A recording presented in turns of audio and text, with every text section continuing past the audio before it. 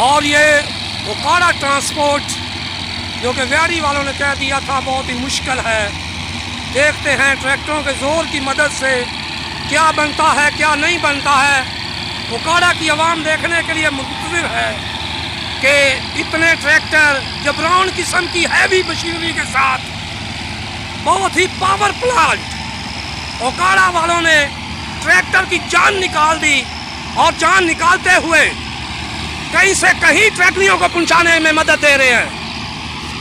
देखते ही देखते छा गई है ओकाड़े की गाड़ियां और ये ओके करार दिया गया और ये फाइनल वीआईपी अंदराज की वजह से बहुत ही वीआईपी काम किया गया और 2 ट्रैक्टर पीछे हट चुके हैं और बाकी ट्रैक्टर मशीन सब कुछ अंडरवर्ल्ड ओके करार दी गई।